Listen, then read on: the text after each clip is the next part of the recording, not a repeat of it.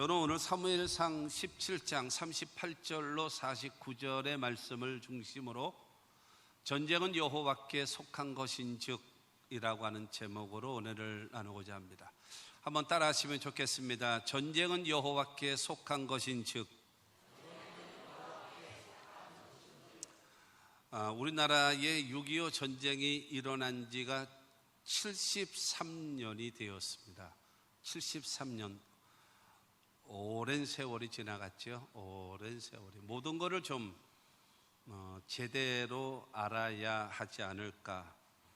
남의 나라 근대사에 대해서는 뭐 그 사람의 직업이라든가 관심사에 따라서 약간의 차이가 있겠습니다만은 대한민국에 살고 있는 대한민국 자유민주주의 국가 속에 살고 있는 대한민국 국민들은 대한민국의 근대사에 대해서 정확히 알아야 합니다. 그래야지만이 가치관이 흔들리질 않아요. 상황에 따라서 치우치지 않고 바르게 갈 수 있다라는 겁니다. 제일 먼저 우리나라는 왜 사회주의나 공산주의를 많이 좋아할까? 왜 그래야 될까라는 것입니다. 1905년도에 을사보호조약으로 인해서 조선의 외교권이 완전히 박탈당했죠. 외교권. 외국의 다른 나라들과의 교류를 일체 금했습니다. 일본이요. 그러다가 1910년도 8월 29일 날 이 한일 합병으로 말미암아서 우리나라의 국권이 완전히 상실됐습니다. 그래서 조선의 통치권이 여러분 그 모든 일체를 일본에게 넘겨주었습니다.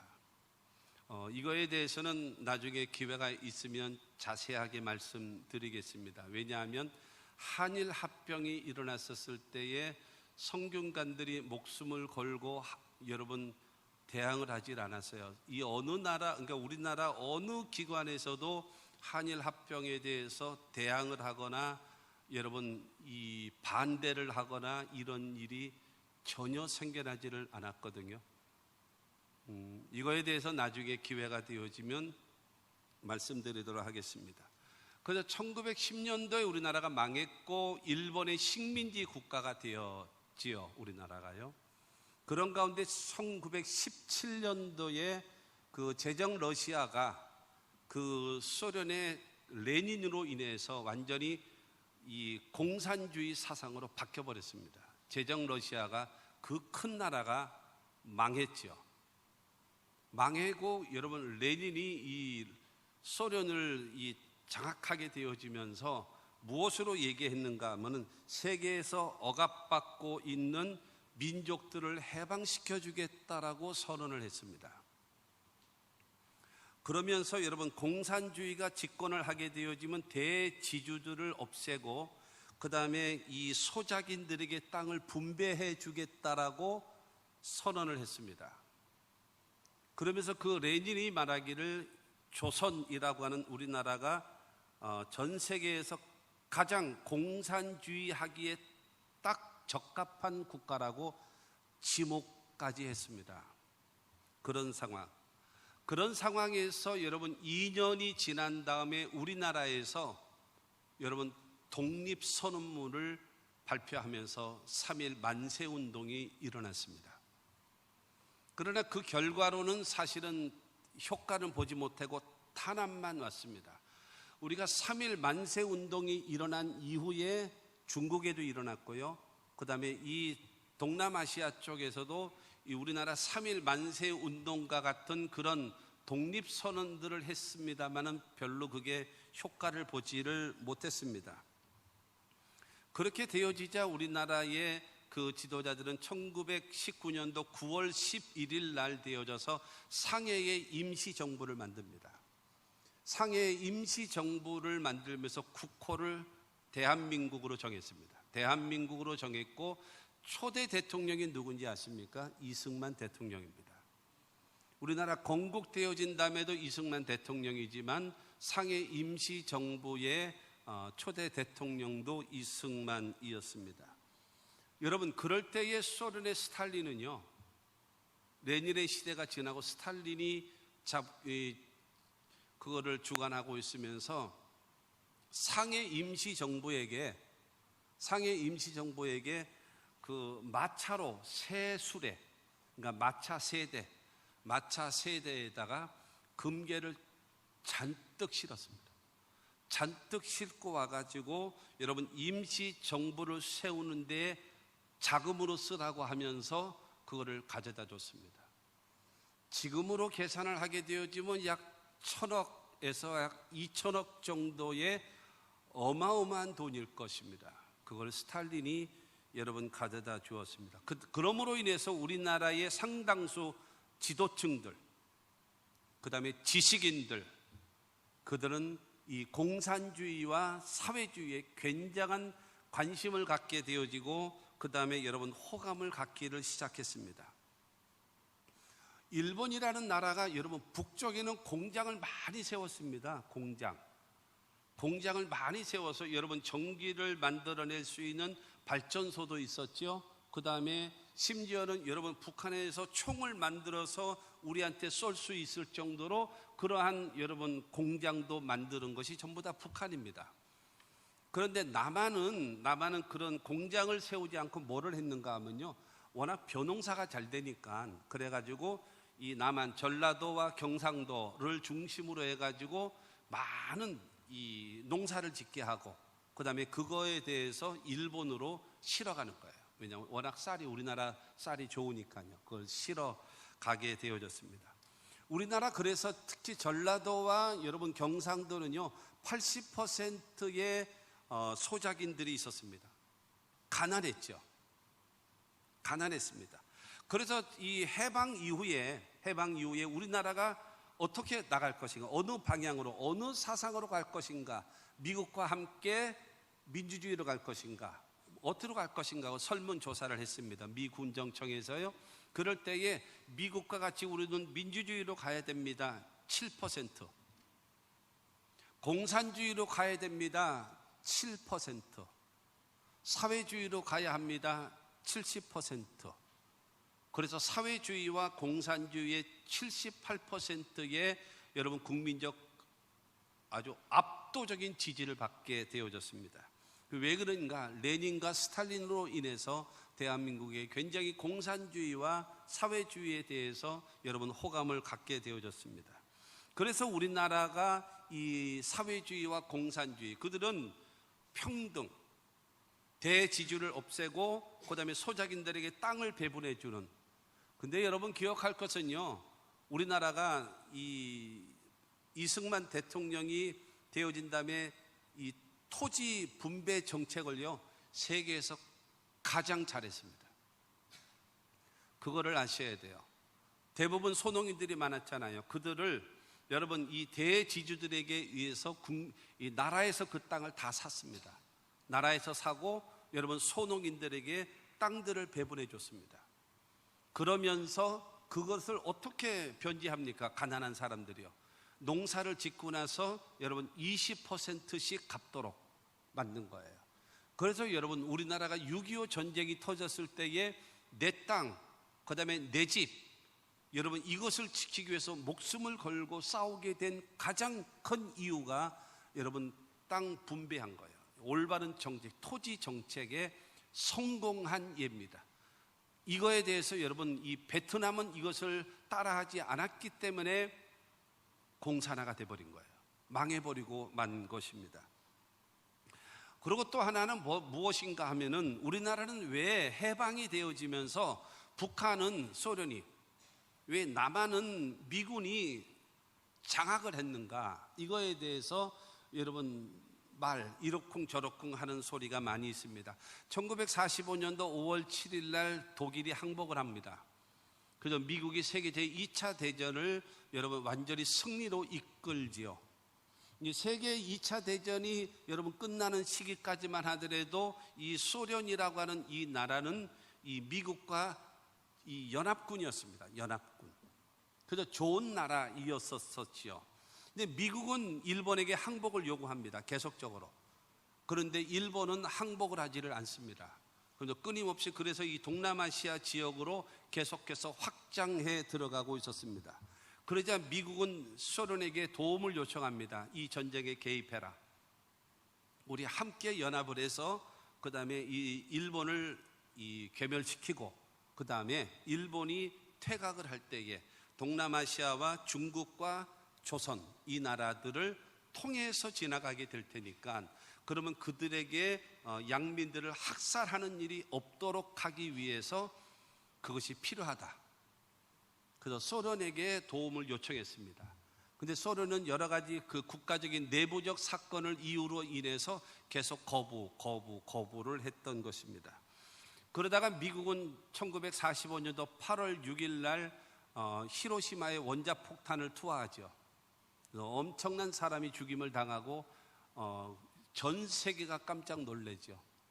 그러다가 1945년도 8월 9일 날 나가사키에다가 제2차 원자폭탄을 때리죠. 그러고 나서 일본이 무조건 항복을 하게 됩니다. 그런데 8월 9일 날 나가사키에 원자폭탄을 투하하는 그날 소련이 일본과의 전쟁을 선포합니다. 일본과의 전쟁을 선포하고 저 한경 북도 그 위쪽 있잖아요. 러시아하고 연결되어 있는 그쪽으로 여러분 물밀듯이 여러분 이 소련의 군대가 이 한반도를 향하여 엄청난 숫자가 파죽지세로 내려오게 되어졌습니다. 전쟁은 미국이 다 했는데 미국이 여러분 전체를 다 이겼는데 다 된 상에다가 지금 숟가락 올려놓겠다라고 지금 소련이 오게 되어진 것입니다. 그런데 계속 밀고 내려오는 거예요. 계속 밀고 내려오게 되어진가 누가 당황을 했는가 하면 미국이 당황을 했습니다. 전쟁은 우리가 다 했는데 지금 이 소련이 완전히 한반도를 다 먹어버리게 생겼어요. 그래서 그들의 생각은 제주도까지 완전히 다 여러분 이 소련이 장악을 하려고 했습니다. 그때 여러분 내버려 뒀으면은 우리나라는 100% 공산화되는 겁니다. 그때 일본의 그 오키나와에 있는 미군 이 메가더 장군이 있는 부하들을 향해서 지금 큰일 났다. 지금 소련이 한반도로 내려오고 있으니 저거를 막을 길이 뭐가 있냐라고 할 때에 2명의 대령 군인이 여러분 그걸 가지고 연구를 하다가 38선을 여러분 기발한 아이디어를 냅니다. 38선을 거놓고 그 다음에 38선 이북은 소련이 38선 이남은 미군이 장악을 할 테니까는 더 이상 내려오지 마라. 그런데 미군들이 지금까지도 미국에서는 지금까지도 1945년도 8월 11일 날 제시했던 미국의 제안을 듣고 38선에서 머물렀다라는 자체가 기적이라 그랬어요. 이유를 모르겠다라고 이야기를 할 정도로 여러분 기적적 사건입니다. 그렇게 되어져서 1945년도 8월 15일 날 우리나라가 해방이 되어지면서 여러분 이 소련이 개입을 안 했으면 우리는 통일된 상태에서 우리가 해방을 얻는 거예요. 근데 소련이 8월 9일 날 그러고 나서 6일 동안 전쟁을 하지도 않고 총 한 번 쏘지도 않고 6일 동안 개입을 하고 나서 북한을 전체를 먹어버린 겁니다. 그러니 미군은 철수할 수가 없는 거예요. 소련이 이 북쪽을 다 장악을 했기 때문에. 그렇기 때문에 이 남한은 미군에 의해서 대한민국 정부가 수립되게 되어지고 북한은 소련에 의해서 공산주의가 생겨나게 되어진 것입니다. 여러분 이렇게 되어져서 남북한이 갈라지게 되어졌고 그래서 이 북한은 소련이 그 다음에 남한은 이 미군이 그거를 주둔하고 있게 되어져 있었다라고 하는 것입니다. 그뿐만이 아니라 우리가 하나 더 알 것은 우리가 6.25 전쟁입니다. 미국은 남한에게 무기를 주지를 않았습니다. 왜냐하면 이승만이라고 하는 이 사람이 대통령이죠. 그분은 통일을 항상 꿈꾸고 있었어요. 우리나라가 여러분 10월 1일 국군의 날을 하는 이유가 뭔지 아십니까? 6.25 전쟁 때에 인천 상륙작전하고 서울 수복하고 나서 이게 밀고 땡기고 이거 하다가 38선을 해놓고 이제 못 올라가는 거예요. 그때에 이승만 대통령께서는 너희들은 어느 나라의 누구의 병사들이냐? 그렇게 했더니 우리는 대한민국의 군인입니다. 그러므로 올라가. 그래서 여러분 38선을 여러분 뚫고 북진을 한 날을 기념으로 해서 우리나라가 10월 1일 날 국군의 날이 생겨난 겁니다. 그러고 올라간 거죠. 근데 그렇기 때문에 미국이 그렇게 될 이승만 대통령은 능히 그럴 사람이다라는 걸 알기 때문에 일체 무기를 안 줬습니다. 무기가 없었어요, 우리 대한민국은요. 그런데 소련은 이 김일성, 박헌영 그들에게 뭘 줬는가 하면 이 소련제 탱크 240대 이상을 줬어요. 240대. 그 다음에 여러분 많은 무기들을 공급해 주었습니다. 이런 상태 내에서 그러면서 이제 무슨 이 연막 작전을 했는가 하면 소련이 우리가 북한에서 떠날 테니까 우리도 철수할 것이다. 그러므로 미군도 철수하라. 이게 나온 거예요. 미국에서는 여러분 전쟁이 나게 될 경우에는 우리가 그 나라에 개입을 해야 될 나라 우선순위가 있는데 대한민국이라고 하는 우리나라는 몇 번째였는가 하면 13번째입니다. 13번째 나라이기 때문에 그냥 전쟁을 하든지 말든지 일단 관심이 없어요. 그래서 도와줄 수 있으면 도와주고 그럴 수 있는, 왜냐하면 13번째에 이거든요. 근데 또 여러분 우리가 6.25 전쟁 때에 미국 전쟁 역사상 우리가 6월 25일 날 전쟁 나지 않았습니까? 메가더 장군이 우리나라에 며칠 날 왔는지 아십니까? 6월 28일 전쟁 3일 만에 왔어요. 일본 오키나와에 있었기 때문에. 그것도 6.25 날 당장 이승만 대통령이 해가지고 욕을 하고 소리를 지르면서 내가 가지 말라고 했잖아 하면서, 그래서 당장 수원 비행장으로 오고 그 다음에 안양까지 올라가서 이 상황을 다 주시하고 우리는 한국을 버리지 않을 것이다 그러고 미군들을 데리고 오게 된 것이고, 그 다음에 나중에 미국과 더불어 유엔 16개국이 오게 된 것입니다. 그래서 이승만 대통령은 미군이 철수하면 북한은 쳐내려온다, 절대로 가지 마라, 이걸 반대했어요. 그런데 미국에서는요 약 한 500여 명 정도의 고문단, 행정병 그들만 내버려두고 그 다음에 미국은 싹 철수했어요. 왜냐하면은 이 국가의 이 남한을 이 방어해야 될 나라에서 한반도를 제외시켜 버렸어요. 그래서 1949년도에 미군은 철수해 버리고 말았습니다. 그런데 1950년도 5월달 초에 모스크바에서 스탈린하고 그 다음에 김일성하고 이 남한에서 올라간 박헌영하고 세 사람이 비밀 회담을 합니다. 그래서 6.25 전쟁이 터질 것을 거기서 합의를 봅니다. 그리고 1950년도 6월 25일 날 소련이 지원해 준 탱크를 앞세워서 여러분 전 휴전선으로 해가지고 일제히 침략 전쟁이 이루어진 것이 6.25 날입니다. 우리나라는 여러분 촛불이 마치 태풍 앞에 있는 촛불과 같은 그야말로 최악의 절망적 상황이 되어져 버리고 여러분 말았습니다. 그런 상태인데 하나님의 은혜로 미국과 더불어 16개국이 우리나라를 지원해 주어서, 그래서 여러분 9월 18일 날 그 서울을 수복했잖아요. 이거는 여러분 역사상 이와 같은 일이 일어나지 않았어요.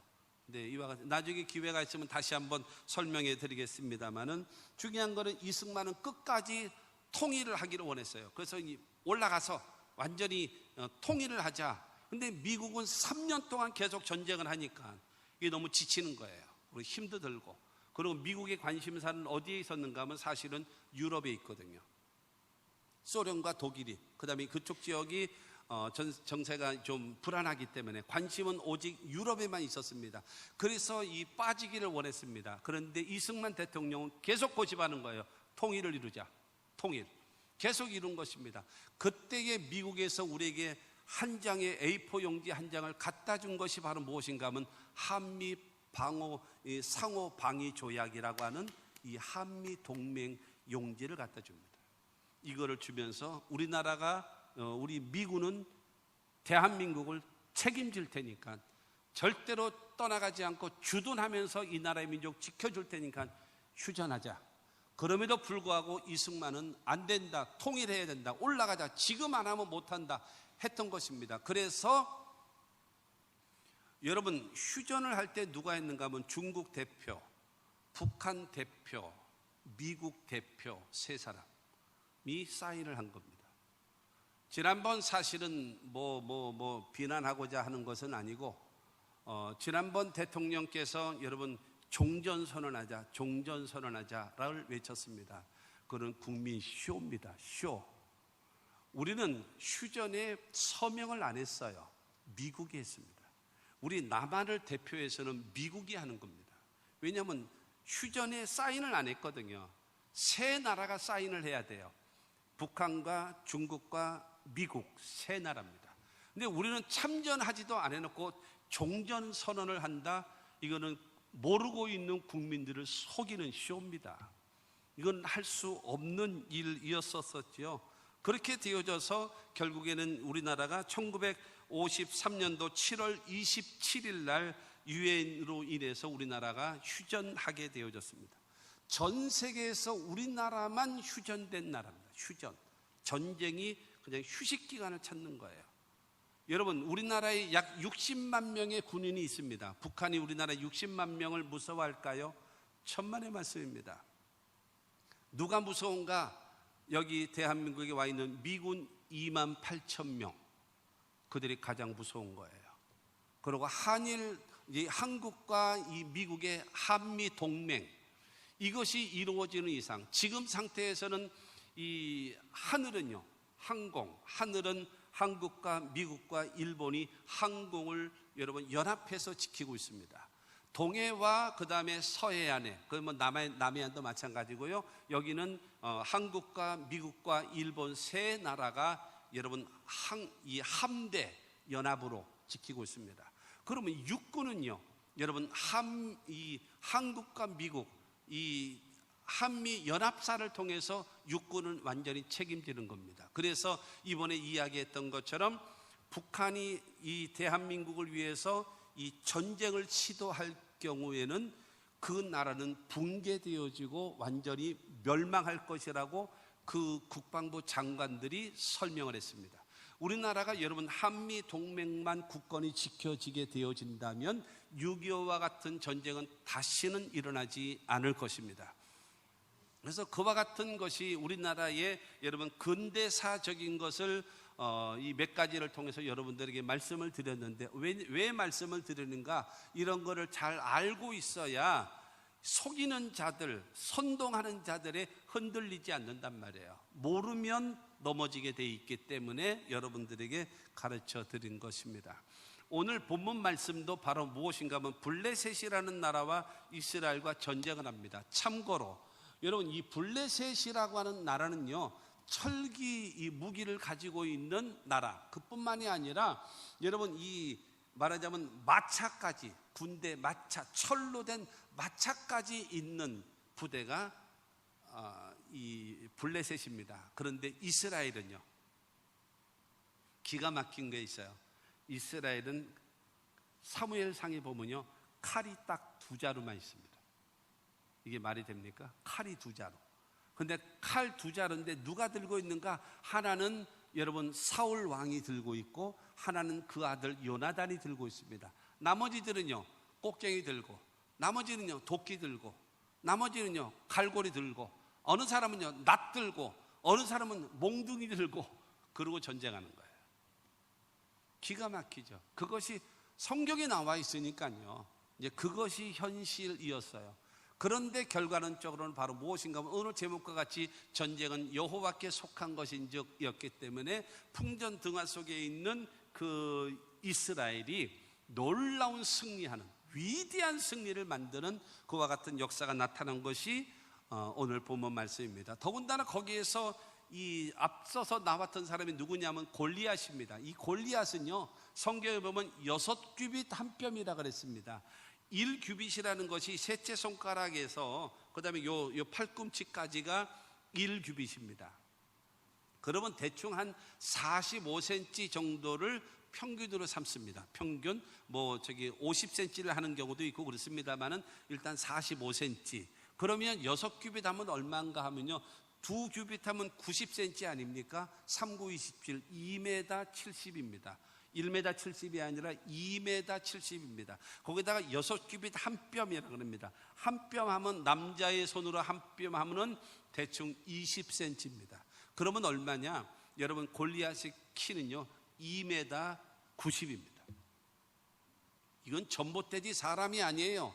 여러분, 그가 나타나 가지고 여러분 전쟁을 요청하면서 너희 대표 하나 나와라. 우리 블레셋에도 하나가 나와서 1대1로 싸우자.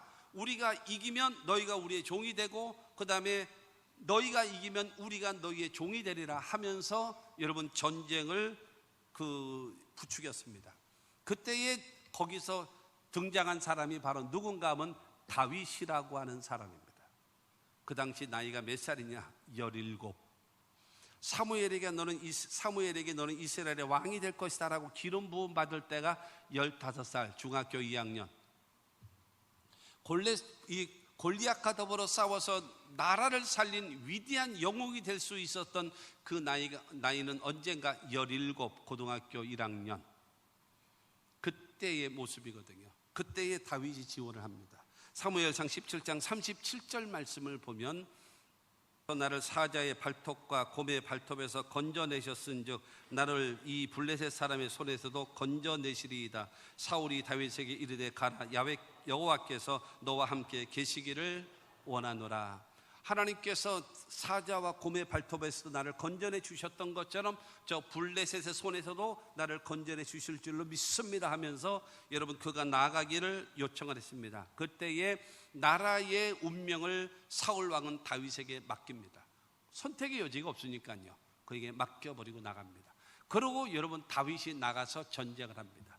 그런데 중요한 것은 하나님께서 다윗으로 하여금 이길 수 있도록, 하나님께서 그를 통해서 이스라엘을 살릴 수 있도록 했던 신앙, 그것이 우리들의 마음 자세, 우리들이 가져야 될 자세라는 겁니다. 첫째는 자신의 것으로 준비하는 다윗입니다. 자신의 것. 오늘 본문 38절과 39절 말씀을 보면, 이에 사울이 자기 군복을 다윗에게 입히고 노투구를 그의 머리에 씌우고 또 그에게 갑옷을 입히매, 다윗이 칼을 군복 위에 차고는 익숙하지 못함으로 시험적으로 걸어보다가 사울에게 말하되 익숙하지 못하니 이것을 입고 가지 못하겠나이다 하고 곧 벗고 그랬습니다. 사울은 어느 정도의 사람인가 하면 이스라엘의 가장 큰 사람이 사울의 어깨에 왔다 그랬어요. 그러면 어깨에 왔다 그러면 그 소리는 뭐예요? 이 사울이라는 이스라엘의 왕은 이스라엘 사람 중에도 제일 큰 사람이에요. 그러니까는 이스라엘의 최고 큰 사람이 예를 들어 1m 80이다 라고 한다면 사울 왕의 키는 약 2m 10 정도 되는 거죠. 머리 하나 더 있는 거죠. 엄청나게 큰 사람이죠. 그 사람이 다윗에게 자기의 군복을 해가지고 다윗에게 입힙니다. 그리고 노투구를 씌웁니다. 그리고 칼을 채웁니다. 마치 뭐와 같을까요? 어린아이가 아버지 와이셔츠 입고 흐느적거리는 거 있잖아요. 안 보셨나요? 그런 거 있잖아요. 그런 것처럼 여러분 이 성경에 보면은 아담했다 그랬어요. 다윗은 큰 키가 아니에요. 이제 그런 사람이 최고 큰 사람의 갑옷을 입으면 투구를 쓰니까 툭 해가지고 눈까지 가리지. 갑옷을 입었으니 그냥 팔 밑으로 내려오지. 그리고 무거워서 가다가 엎어서 죽게 생겼어요. 그러니까 걸어보다가 익숙하지 못함으로 다 벗어버렸다라고 성경은 말합니다. 왜냐하면 사울이 입고 있던 군복과 사울이 입고 있었던 갑옷과 이 무기를 가지고는 싸울 수가 없는 거예요. 다 벗어버려요. 익숙하지 못하기 때문에 버리는 겁니다. 다윗은 사울의 모든 것을 전부 다 입지 않았습니다. 여러분 사울의 모든 것을 다 벗어버렸습니다. 옷이라고 하는 것은 그 사람의 행실입니다. 옷이라고 하는 것은 그 사람의 삶의 스타일입니다. 여러분 그 사람의 삶의 모습이 옷으로 비유하고 있습니다. 사울은 처음은 좋았으나 나중에 좋지 않은 사람입니다. 나중에 여러분 이 사울이라는 사람은 악령에 걸린 사람이 됩니다. 그리고 하나님 앞에 버림받은 사람입니다. 여러분 패배자의 모습이에요. 여러분 그 사람의 모습을 가지고 나가서 싸울 수 이길 수 있겠습니까? 불가능합니다. 옛날에 조영기 목사님께서 하신 말씀 중에 뭐가 있는가 하면 왕대밭에 왕대가 난다 그랬어요. 여러분, 성공자를 따라가야 성공자가 되는 거예요. 승리자를 따라가야 승리자가 되는 겁니다. 여러분, 잘하는 전문가를 따라가야 여러분 기술을 배울 수 있는 거예요. 그런데 중요한 건 실패자의 것을 따라서 해가지고 어떻게 이길 수가 있겠습니까? 그렇기 때문에 익숙하지 못한 거예요. 신앙에 익숙하지 못한 거, 내 인생에 익숙하지 못한 거, 나의 삶에 익숙하지 못한 거 벗어버리십시오. 그것이 나의 삶을 올무로 삼아서 나를 넘어지게 만들고 여러분 파멸로 끌어가게 될 것입니다. 그래서 실패자를 본받아서는 절대로 될 수가 없는 겁니다. 40절 말씀을 보게 되어지면 손에 막대기를 가지고 시내에서 매끄러운 돌 5을 골라서 자기 목자의 제구 곧 주머니에 넣고 손에 물매를 가지고 블레셋 사람에게로 나아가니라. 다윗은 익숙한 물매, 그 당시에 무기가 없었다 그랬잖아요. 그러니까 이 목자들은 뭘 잘하는가 하면 이 물맷돌에 돌려가지고 탁 던지면 그 돌이 날아가서 그걸 던지는데, 성경에 보면 이 목동들의 이 물매 돌리는 솜씨들은 어느 정도 가면 홀이라도 맞지 않음이 없다 그랬어요. 그러니까 무슨 말인가 하면 10번 던지면 10번 정확히 맞히는 거예요. 그러니까 다른 건 없고 이거밖에 없으니까. 여러분, 그래서 중요한 거는 이 물맷돌 돌리는 일에 전문가가 누구냐? 목동들이거든요. 왜냐하면 맹수들이 오고 사자들이 오고 곰들이 오거든요. 그러면 가서 싸울 수는 없으니까는 물매를 해가지고 해서 던지는 겁니다. 그러면 옆에 떨어지기도 하고 저거 잡아야 되겠다 하면은 그 표적을 놓고 때리면 여러분 그 짐승을 잡는 거예요. 이 물맷돌로요. 여러분, 그런 것이거든요. 그게 자기에게 익숙한 거예요. 하나님이 늘 자기와 함께 하셨고 사용하셨던 것이 바로 무엇인가? 물맷돌입니다. 그걸 가지고 싸워나가는 겁니다. 남들이 볼 때는 어처구니 없는 거죠. 여러분, 말도 안 되는 것입니다. 그러나 기억하십시오. 실패자 사울의 칼, 실패자 사울의 투구, 실패자 사울의 갑옷을 입고는 절대로 이길 수가 없는 겁니다. 하나님이 나와 늘 함께 하시고 나를 사용하시던 물맷돌, 그를 통해서 중요한 것은 나는 약하고 나는 부족할 때도 그곳에 하나님이 함께 하시고 그곳에 하나님이 도와주시면 기적은 일어나는 것입니다. 그러므로 사랑하는 성도 여러분, 우리들이 가지고 있는 생각 가운데 내 것은 작고 남의 것은 커 보인다, 이게 심리적으로 그래. 우리나라가 너무나 오래도록 어렵게 살다 보니까 그런 심리들이 있어요. 그러다 보니까 우리 거에 대해서는 항상 여러분 열등감을 가지고 있고 부족함을 느끼고 있단 말입니다. 그렇지 않아요.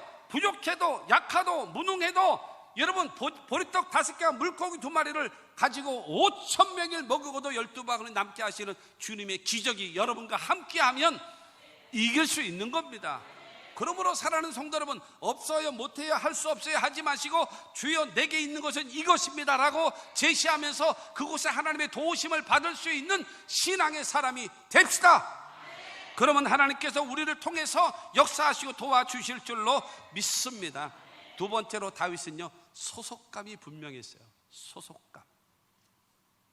오늘 45절입니다. 45절에 다윗이 블레셋 사람에게 이르되 너는 칼과 창과 단창으로 내게 나아오거니와 나는 만군의 여호와의 이름 곧 내가 모욕하는 이스라엘 군대의 하나님의 이름으로 내게 나아가노라. 너는 칼을 의지하고 너는 창을 의지하고 너는 단창을 의지하고 나오지. 그러나 나는 네가 모욕하는 이스라엘의 군대의 하나님의 이름으로 나는 너에게 나아간다. 사랑하는 성도 여러분, 만군의 여호와의 이름으로 간대요. 여러분, 이 만군의 여호와가 누구십니까? 천지와 만물을 창조하신 창조주 하나님이십니다. 여러분, 만군의 여호와 하나님은 어떤 분이십니까? 여러분, 이 하나님께서는요, 불가능이 없으신 하나님이에요. 이 만군의 여호와라고 하는 것은 바로 무엇을 말하는가 하면 이스라엘의 총사령관이 하나님이시라는 거예요. 그러므로 나는 만군의 여호와의 이름, 하나님의 이름으로, 하나님께 속한 사람으로서 하나님의 이름으로 너에게 나간다라는 거예요. 사랑하는 성도 여러분, 나는 누구에게 속해 있는가? 나는 어디의 사람인가? 분명한 소속감을 가지고 살아갈 수 있습니다. 하나님의 이름으로 나아가는 거예요. 소속이라는 것이 바로 무엇을 말하나요? 내가 누구의 사람인가라는 겁니다. 여러분은 누구의 사람입니까? 하나님의 사람입니까? 마귀의 사람입니까? 여러분, 성경은 말하잖아요. 마귀는요, 도둑질하고 죽이고 멸망시키려고 오고, 예수님은요, 우리에게 생명을 주고 풍성케 하시는 주님이십니다. 그러므로 여러분, 주님께 속한 여러분들이 다 되시기를 주님의 이름으로 축원합니다. 알지 못했던 아담과 하와는 마귀의 말에 따라서 순종하다가 여러분 결국에는 에덴 동산에서 쫓겨나는 그러한 수모를 당하게 되어졌지만, 우리는 예수께 속하게 되어지면 현세와 내세를 책임지시고 구원의 역사를 베푸시는 여러분 하나님의 역사가 우리 가운데 있어짐을 믿으시기를 주의 이름으로 축원합니다. 여러분, 우리가 믿고 있는 하나님은요, 무능한 하나님이 아니십니다. 요한일서 4장 4절은 우리에게 말합니다. 자녀들아, 너희는 하나님께 속하였고 또 그들을 이기었나니 이는 너희 안에 계신 이가 세상에 있는 자보다 크십니다. 할렐루야. 여러분, 우리와 함께 하시는 하나님께서는요, 세상에 있는 어떤 것보다도 크신 하나님이심을 믿게 되기를 주님의 이름으로 축원합니다. 다윗은 골리앗에게 너는 세상 권력을 의지하고 세상 권력에 속한 자지만 나는 네가 모욕하는 만군의 여호와 하나님의 이름으로 내게 나아간다라고 하는 소속감이 분명한 여러분들이 되시기를 주님의 이름으로 축원합니다. 나는 자유민주주의 국가인 대한민국의 사람입니다. 나는 순복음 평택 중앙교회에서 예수를 믿고 하나님을 섬기는 성도입니다. 소속감을 가지고 살아가는 하나님의 사람들이 되시기를 주의 이름으로 축원합니다. 세 번째로, 전쟁의 목적의식이 분명했습니다. 목적의식. 46절입니다. 시작. 오늘 여호와께서 너를 내 손에 넘기시리니 내가 너를 쳐서 내 목을 베고 블레셋 군대의 시체를 오늘 공중의 새와 땅의 들짐승에게 주어 온 땅으로 이스라엘의 하나님이 계신 줄 알게 하겠고, 다윗은 이 전쟁을 나온 이유가 내가 명성을 얻기 위해서 내가 누군 줄 알아? 하면서 여러분 폼 잡기 위해서 나온 것이 아니란 말입니다. 이 다윗이 전쟁의 목적은 바로 무엇인가 하면, 하나님께서 너를 죽이고 네가 욕하고 모욕하고 있었던 하나님께서 이스라엘의 총사령관이고 이스라엘의 하나님이신 것을 나타내 보이기 위해서 내가 나왔다라고 말하고 있는 겁니다. 전쟁의 목적에 대한 의식입니다. 사랑하는 성도 여러분, 쉽게 얘기해서 여러분들이 기도 제목이 있지요. 하나님 이것도 주시고 저것도 주시고 이것도 주시고 기도하잖아요. 그러면 하나님이 아마 물으실 겁니다. 분명히. 너 그거 응답해주면 좋지? 예, 좋지요. 말해 뭐래요? 좋지요. 나는 뭐가 좋지? 그거 응답해주면 너 좋다며. 그러면 좋지요. 그럼 나는 뭐가 좋을까? 여러분, 내가 왜 건강해야 될까요? 하나님 영광을 위하여. 내가 왜 응답받아야 될까요? 하나님이 영광을 위하여. 내가 왜 건강해야 되고, 내가 왜 응답받아야 되고, 내가 왜 복을 받아야 되고, 내가 모든 것이 형통하고 기도 응답을 받아야 할까요? 하나님의 영광을 위하여 살기를 원합니다. 하나님의 주권을 세워드리고 하나님의 뜻을 실현해드리며 오직 하나님께만 영광을 돌리는 나의 삶이 되기를 원합니다 라고 하는 여러분 목적의식이 분명한 여러분들이 되시기를 주님의 이름으로 축원합니다. 여러분, 이 다윗이 전쟁을 낳은 이 자청하게 된 이유가 있습니다. 사무엘상 17장 26절 말씀을 보면 다윗이 곁에 서 있는 사람들에게 말하여 이르되 이 블레셋 사람을 죽여 이스라엘의 치욕을 제거하는 사람에게는 어떠한 대우를 하겠느냐? 이 할례 받지 않은 블레셋 사람이 누구이기에 살아계시는 하나님의 군대를 모욕하겠느냐?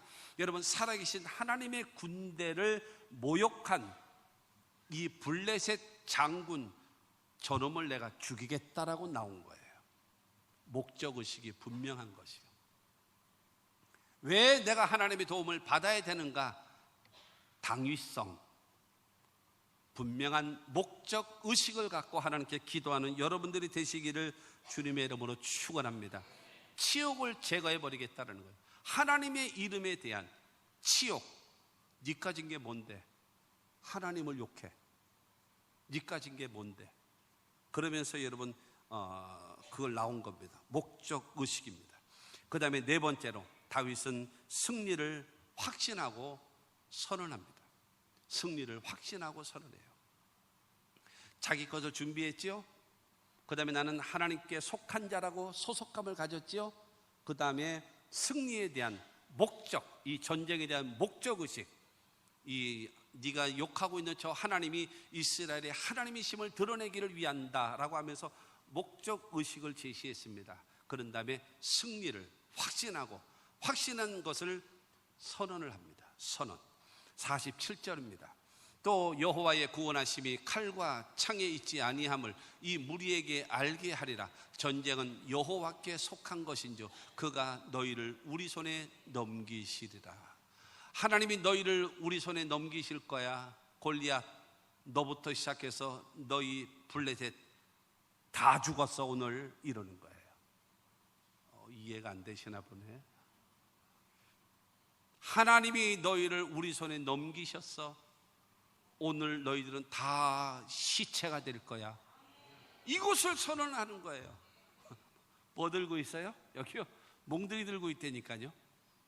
옆에는 꽃게기 들고 있어요. 밭 갈고 있는 칼고리 들고 앉았단 말이에요. 여러분, 이거 들고 너희들 오늘 다 죽었어 지금 이러고 있단 말이에요. 그런데 지금 다윗은 뭐 들고 있어요? 물매. 참. 이렇게 해가지고 여기다가 돌 놓고 이렇게 해서 이게 좀 긴 거지요. 그리고 다 돌려가지고 탁 놓는단 말이에요. 그러면 이 돌이 날아가서 그에 이제 빵 때리는 거란 말입니다. 이거 들고 한 손에는 막대기 딱 들고 너희들 다 죽었어 지금 이러고 있단 말이에요. 이게 성경을 보고 이게 시청각적 이 개념이 있으면서 들으면 이랬는데 그런가 보다. 너희들 오늘 다 죽었어요. 여러분, 말이라는 건 대단히 중요한 겁니다. 43절 말씀을 봅니다. 오늘 본문 43절에 블레셋 사람이 다윗에게 이르되 내가 나를 개로 여기고 막대기를 가지고 내게 나와왔느냐 하고 그의 신들의 이름으로 다윗을 저주하고. 여러분, 골리앗이 다윗에게 말합니다. 지금 다윗은 뭐라고 얘기하나요? 하나님께서 너희를 우리에게 맡기셨다. 그렇기 때문에 너희들 오늘 다 죽어 이랬거든요. 그런데 그 골리앗이 다윗을 저주하고 욕하기 위해서 했지만 뭐라고 얘기하는가 하면 야, 네가 나를 개로 여기고 막대기를 가지고 나왔느냐 이러는 거예요. 그러니까 개처럼 죽는 거예요. 또 이해가 안 되나 봐. 아니 뭐 집에 가서 이해가 됩니까? 이해가 안 되나 봐. 여러분, 중요한 거는 너는 나를, 그러니까 간단해요. 이 골리앗의 이름이 골리앗이잖아요. 골리앗이 다윗을 골리다가 앗하고 죽은 게 골리앗이에요. 이거는 이해하시네. 그러니까 여러분, 말이라는 것은 대단히 중요한 것입니다. 이 다윗은 말합니다. 하나님께서 너희를 우리들에게 넘기셨다. 그렇기 때문에 너희들은 오늘 다 죽는다. 우리는 반드시 승리한다. 이거를 선언을 하는데 너는 나를 개로 알고 막대기 들고 왔느냐? 이렇게 됐다가 여러분 그야말로 개처럼 죽게 된단 말입니다. 사람은요, 믿음만큼 보는 겁니다. 사람은 믿음만큼 생각하는 것이고 믿음만큼 말하게 되어지고 믿음만큼 행하는 것입니다. 그렇기 때문에 하나님은 항상 내 믿음대로 되라 하시는 겁니다. 여러분, 믿음을 키우십시오. 여러분의 믿음을 키우십시오. 밴댕이 쏘갈딱지 같아가지고 되겠습니까? 믿음이 커져야지요. 보는 것도 듣는 것도 말하는 것도 행하는 것도 점점 커질 수 있는 믿음의 사람들이 되시기를 주님의 이름으로 축원합니다. 잠언 6장 2절 말씀을 보게 되어지면 내 입의 말로 내가 얽혔으며 내 입의 말로 인하여 잡히게 되었느니라. 사랑하는 성도 여러분, 말입니다. 말이 내 인생을 좌우하는 거예요. 하나님은 우리를 승리케 하신다. 너희들은 오늘 다 죽었다. 근데 너는 나를 개로 알고 막대기 들고 왔냐? 이러니까 안 된다는 거예요. 말 조심하면 승리할 수 있습니다. 말 조심하면 성공할 수 있습니다. 말 조심하면 하나님의 축복을 받을 수 있습니다. 화난다고 욕하지 말고, 화난다고 저주하지 말고, 화난다고 해서 스톱하고 멈추세요. 그래서 여러분, 멸망당하지 말고 어려움 당하지 말고 하나님의 복이 유지될 수 있는 여러분 모두가 되기를 바랍니다. 다섯 번째로, 다윗은 담대하게 실천하는 사람입니다. 48절과 49절입니다.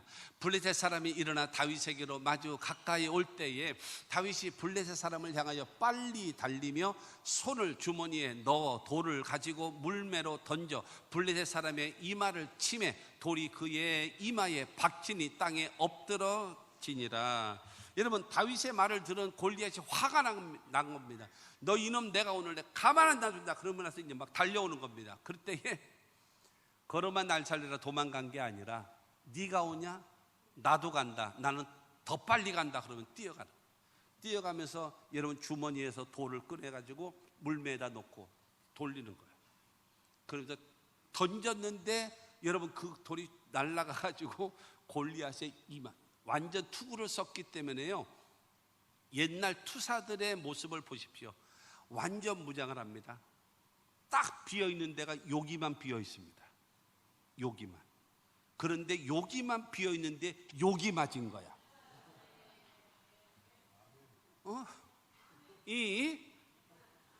이해가 돼야 돼요. 옛날 투사들 이 투구를 쓰면요 다 가려 있어요. 눈은 가릴 수가 없잖아요. 봐야 되니까. 그래서 여기까지 있다니까요. 여기만 폈다니까요. 근데 눈과 눈 사이 여기에 박혀버렸다니까. 할렐루야. 여러분, 던지기는 누가 던져요? 다윗이 던지고. 오늘 잘 껴맞히네. 성경 이야기. 그런데 중요한, 여러분 생각해 보세요. 돌이란 말이에요. 돌, 매끄러운 돌 던졌어요. 던지게 되어지면 그러면 딱 맞았어요. 깨졌다고 쳐요. 뭐 부서졌다고 쳐요. 그러더라도 맞으면 떨어지게 돼 있어요. 그렇지 않습니까?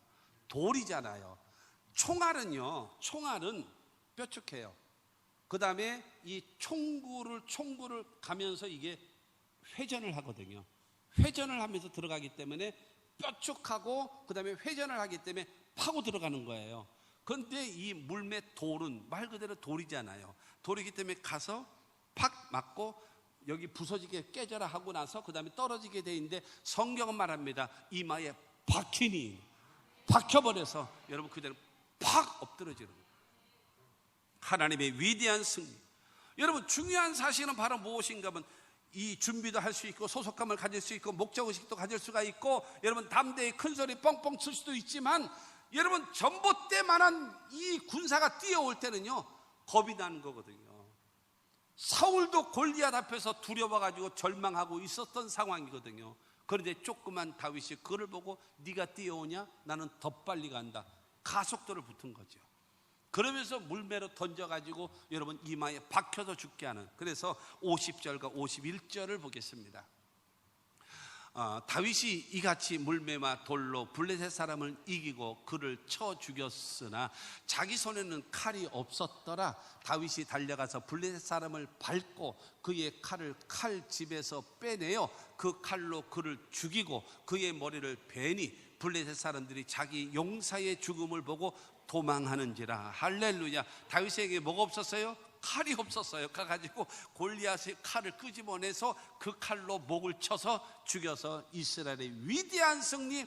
그 다음에 이 철갑 부대인 여러분 이 골리앗이 있는 블레셋 나라는 걸음한 날 살려라 36개 주랭랑 치게 되어지고 이스라엘은 파죽지세로 여러분 쫓아가서 이기게 만드는 놀라운 역사가 있어졌음을 믿으시기를 주님의 이름으로 축원합니다. 바람 앞에 촛불과 같았던 이스라엘이 이와 같은 놀라운 승리를 베풀어 줬습니다. 결론적으로 말씀드립니다. 젊은이 여러분 한번 참고적으로 들으시면 좋을 것 같아요. 대기업에서 제가 우리 교단 그 목회대학원에서 부교육 자료를 가르쳐요. 그래서 제 첫 번째 강의할 때 준비된 자가 되라. 그거 하면서 제가 이 이야기를 꼭 하는 거가 있습니다. 대기업에서 삼성이나 LG나 SK나 현대나 이런 회사에서 대부분 여러분 입사 원서를 낸 사람들은 비슷비슷해요. 대부분 다 대학 나왔고, 물론 대학의 차이가 있고 뭐 성적의 차이는 있고 그러겠습니다만은 거의 자격이 비슷비슷합니다. 근데 거기서 뽑아요. 뽑는데 뽑는 사람의 첫 번째 순위가 누군가? 열정이 있느냐? 열정 없는 사람은 안 씁니다. 시켜주시면 하고 안 시켜주면 간두지요. 뭐 여기 없으면 못할 것 같아요. 뭐 이런 인간은 않습니다. 열정, 사람이 꿈을 이루는 것이 아닙니다. 사람이 꿈을 이룬다라고 생각하지 마십시오. 꿈이 있어야 그 사람을 움직이게 만듭니다. 꿈이 있어야 그 사람을 움직이게 만듭니다. 그렇다면 여러분의 마음속에 열정, 젊은이 여러분, 열정을 가지십시오. 열정이 꺼지면 여러분의 인생도 꺼지는 겁니다. 두 번째, 업무 전문성. 여러분이 하고자 하는 그 일, 내가 하고자 하는 그 업에 대해서 꿰뚫으셔야 됩니다. 여러분, 대기업에서 여러분 불러놓고 그 다음에 이제 새롭게 가르쳐주고 언제 키워서 언제 잡아먹습니까? 그거 안 돼요. 그 일의 전문가가 돼야 돼요. 전문가. 그래야 앞서가야죠. 내가 하고자 하는 일에 대해서만큼은 그냥 눈 감으면 절절절절절 나와야죠. 이죠. 그래야지 이게 되지 않겠습니까? 업무 전문성. 세 번째, 창의력. 아무 생각 없이 그런 거는 이게 쓸모가 없어요. 창의력. 인간 중요한 거는 열정이 있어야 되고 업무 전문성을 가져야 되고 그 다음에 창의력을 가진 사람이, 그런 사람이 대기업에서 끌어서 연봉을 1억을 넘게 주는 거예요. 괜히 주는 게 아니에요. 그런 사람이 여러분 기술을 가지고 작품을 만들어내서 특허를 받게 되어지면, 특허 만들면 벤처기업 사장이 될 수 있는 길을 열어주는 것이 대기업이란 말이에요. 열정을 가지십시오. 모든 일에 최선을 다해서 여러분 업무의 전문성을 키울 수 있는 전문가가 되십시오. 그리고 창의력을 키우십시오. 핸드폰 멀리하고